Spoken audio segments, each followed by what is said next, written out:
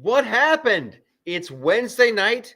It's 8:30, and to my wondering eyes should appear, we're live. We're going. We're doing the thing. Greetings from the America First Warehouse. This is stage 2. This is not we're pre-taping some stuff over here. That's why the green screen. Don't expect any special effects this evening. There's a lot to go over. First of all, I'm insanely happy to be back in New York, to be back on the East Coast, to be back at the America First Warehouse and doing another episode of that show tonight. It's super exciting. We got people showing up. We'll say hello. I'm going to be following along with my hymnal right here. We got some outstanding. We got drone stuff we got to talk about. We got some outstanding news about from the whatchamacallit, from Congress and their little continuing resolution that failed. So I'm going over. It says I'm live right now. That's how I know I'm live. Holy smoke. Fantastic. Welcome aboard, everybody. What's going on, Peter? I don't know why we don't have comments on this side, but we do have them here. Maybe there's an update. How is it going? Kenneth is here. Happy Pantsless Wednesday. That's fantastic. And Christy Laughlin's here. Jan is here from Cape Coral. Is that an automatic, Jan? Do you always have to add the from Cape Coral part of that? Because that right now that's a heartbreaker. That hurts. Yeah, because it just started raining. It's very cold. It's winter time, and when you do the Cape Coral thing, that hurts. Hello to Lisa. Holy smoke! Lots of people coming in. Okay, so comments are Facebook's coming. Somebody did this the other day. They're like, I go to YouTube, I try to make a comment, and I go to X. They couldn't figure it out, so something's going on. But I see the Facebook comments, so that's where we're going to be locked and loaded this evening. It's very exciting. Okay, so I'm completely stoked and upbeat about this continuing resolution thing failing in Congress. This gives me such optimism for the future because there was some garbage in there, and I'm sick of these jackasses trying to pass this crap at the 11th hour. And then they act surprised. They're like, "Oh, they surprised us with this 1,500 page bill, and we didn't even have time. What are we gonna do? I guess we have to sign it." No, bitch, you don't. Oh, but the government will shut down. Sure, that's fine. I'm okay with that. So it was awesome that Elon Musk, everybody on social media, you guys, the people on everybody, we're not having it. This doesn't work for us. So fantastic. There was crap in there. I guess Congress was going to give themselves a 40% raise. Do you want to know how much a congressman makes? It's like $174,000 a year, and they're like, "Whew, that's just that's just not cutting it. That's not. It's a tough gig, you know. I got to come in a couple times a month, vote on stuff, act outraged, act like there's nothing I can do, and then." They would have been making like $240,000 a year. It was absolutely insane. So I'm so glad this whole thing went down in flames. Something's going on with Denise. Denise, whatever you need. Big positive vibes are headed your way. I thought I had an update here. Very strange. So yes. Oh, Robert, you did great on Gutfeld this week. Thanks, dude. Thank you so much. That was a wild one. I think I got a little bit. I did we were talking about the Uber Eats potluck, and I went a little off the rails. That got a little. That's real. That's real. And then as I'm making fun of Uber Eats, I'm like, can I get sued? Like, are they gonna? I'm like, how far can I go with this? But quickly to finish up the continuing resolution thing. So evidently there was a huge raise in there for those guys. And then there was also some shenanigans where like they didn't have to have Obamacare anymore. And I'm like, oh, hell to the no. Oh no, you passed it. You made your bed. Now you have to lie in it. There was another little passage in there where they didn't have to fork over their electronic communications, their texts and their emails and stuff. That's just like that is the behavior of a group of people who are terrified of Kash Patel. They're like, okay, any second now, Kash Patel is going to come through that door and they're going to want to see my text messages and my emails. So we should pass a law where he's not allowed to look at that stuff. I'm so happy this thing failed. It gives me faith in everything that actually we the people can be in charge of these morons in DC. Okay, we're gonna get back to Cat. Cat says the best Gutfelds are the Loftus Party Gutfelds. Thank you so much. It's fun. It's an absolute. I thought Tyrus was fantastic. I like Tyrus as a host. He's ready to have a good time. He's a good dude. But evidently, if you didn't see the Uber Eats thing, here's what the millennials or the Gen Xers or whatever they're doing these parties where it's not a potluck. It's not a potluck. Everybody gets on their phone and they order something from Uber Eats, and you're not allowed to go over $30. Them's the rules, and you don't show anybody what you ordered. And then when the food arrives, everybody's like, oh, what'd you get? Oh my God, you bought tacos? I did tacos too. And I want to punch them all in their little faces. First of all, and this is just my opinion, if you work for Uber Eats is a shitty service. I can't stand it. It doesn't even work half the time.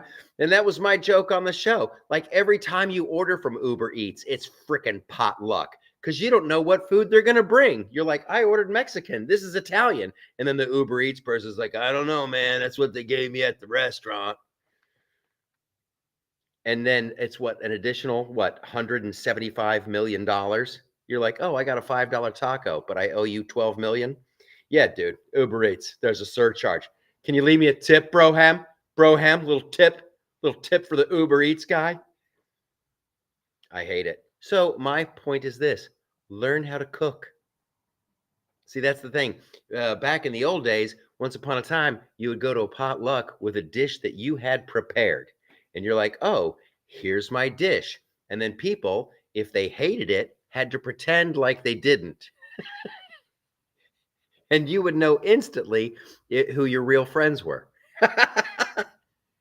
A potluck just isn't about a covered dish. It's about discovering things about who you are, who your friends are, and how well you follow a recipe.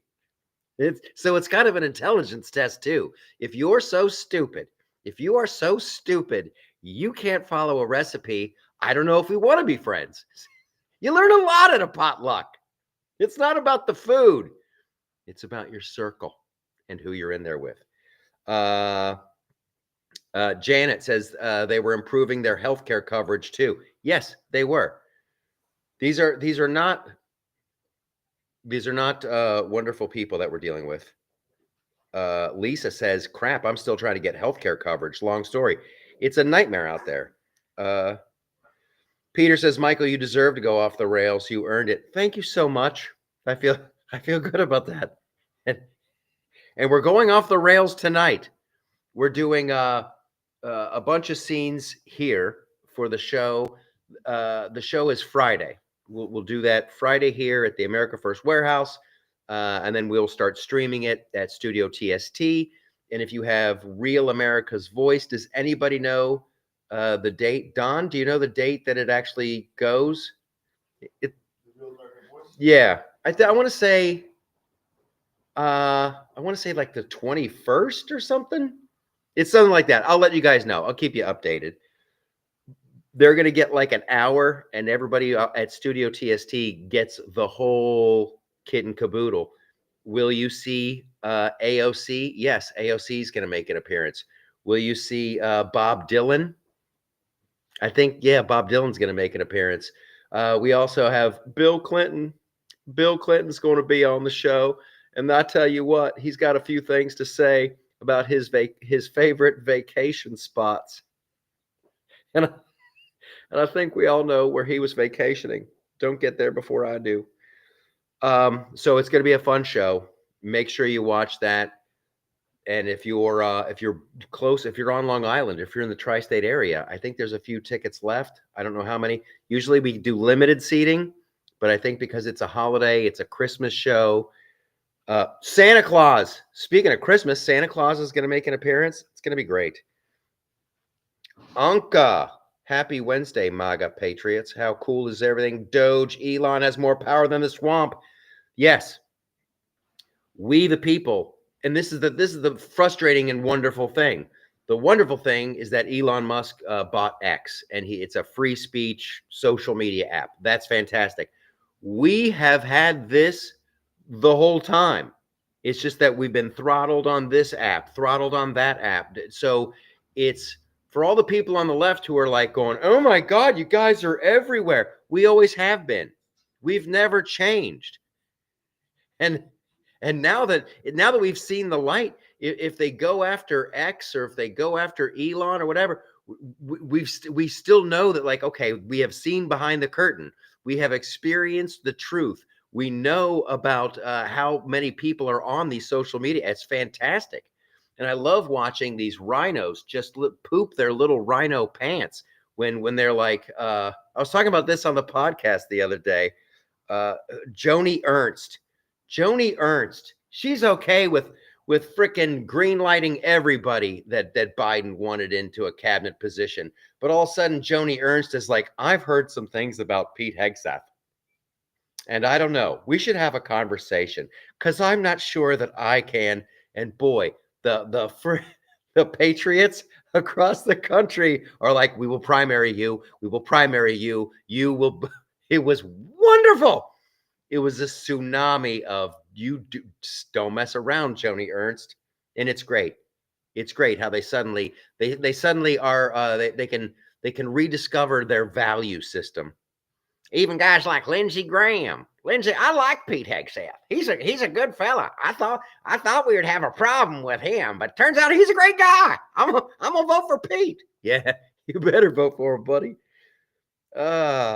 Janet, I'm laughing out loud to myself. Yeah, that's usually me in the bathroom. Or right here on the live stream. We found somebody's Uber Eats on a vacant corner. Yeah.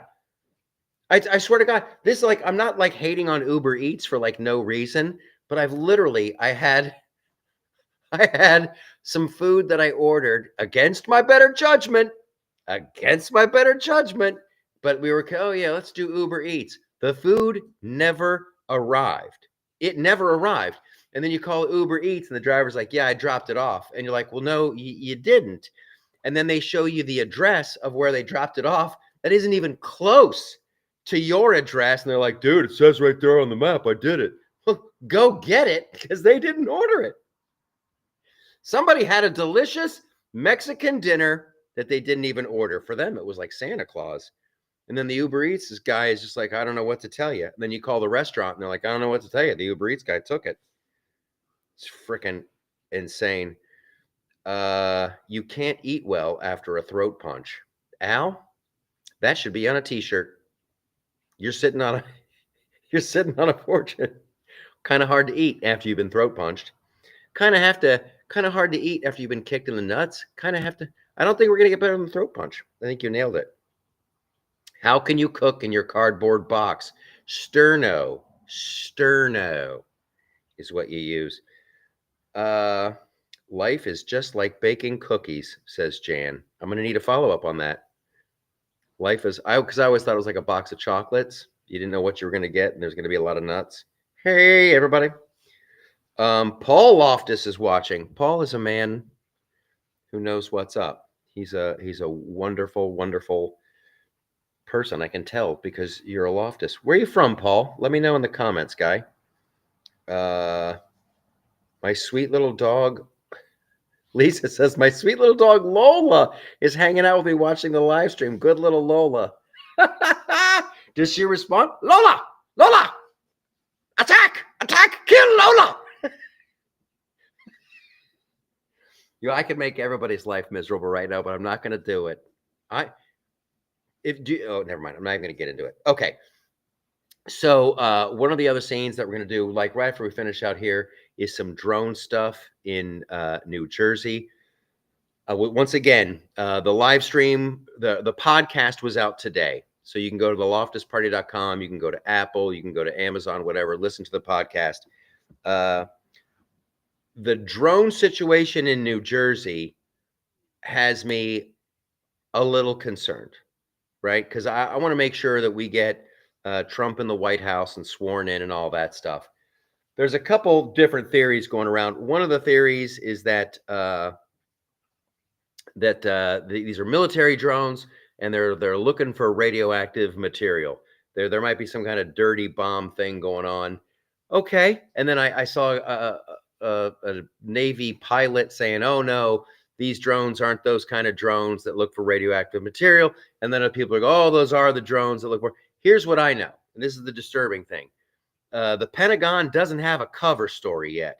I've never known the CIA or the intelligence community to do anything without a cover story. Like, we'd all be expecting them to go, "Hey, we have these new drones. We want to see how they work in residential neighborhoods at night. So we're going to run a series of tests." They're not doing that. They're not saying these are test flights or though it's new pilot training. And that's the part that has me concerned, because when you have a cover story, there has to be an end to the cover story, right? Because the guy from the military is like, "Oh, we're going to be doing these drone tests." Then somebody from the Wall Street Journal is going to be like, "Well, how long are these going to go? When is the test over?" And he can't go, "I don't know." And the fact that the military is going, "Oh yeah, there's nothing to worry about. Whose are they? Oh, we don't know. We don't know. We don't know who they are, but we know there's nothing to worry about." That reeks of bullshit of the highest order. And then they don't even have a cover story because they don't want to get like caught in the lie live on TV. That is one of the things I find highly disturbing about the drone, the whole drone activity thing. And then we're also nonchalant about it. Everybody's like, "Oh yeah, drones in New Jersey. That's what's going on there." Hey ho, what are they doing? And are we sure? I mean, they have to be ours. They'd be shooting them down. I don't want to get sued, but if you're out there and one's flying low and you got a shotgun ready to go, I'd take it out. I would definitely take it out. Okay. Jan says you could. Oh, we're talking about cookies now. You can follow the recipe and it comes out right, just like life. Life is one of those you can follow the recipe and get all jacked up, just like life. Thank you for the hugs, Denise. You're fantastic. Hello, Lynn.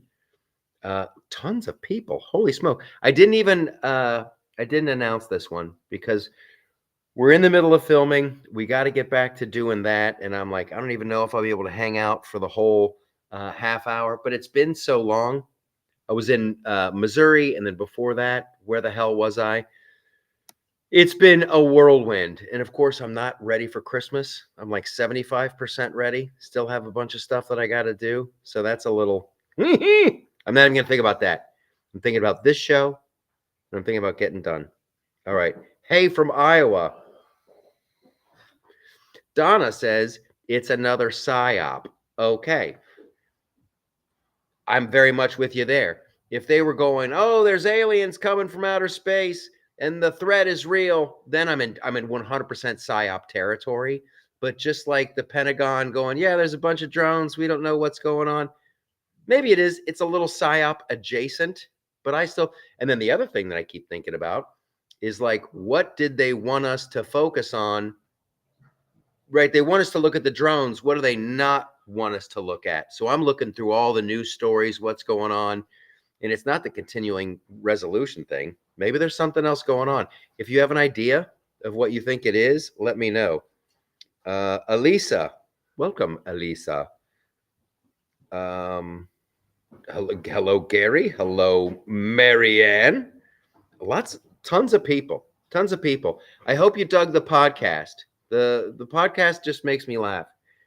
I'm having an absolute blast. And the people on Locals, the supporters on Locals and Patreon, they get the extra segment. That's where it really goes off the rails. That's where the true joy is. No drones in Mississippi. They know how we cling to our Bibles and guns. Yeah, in Mississippi, you'd be down there. You'd be quoting the Bible and shooting them. You'd be Bible thumping in one hand and shooting with the other. And not on my time. I love it. I love it.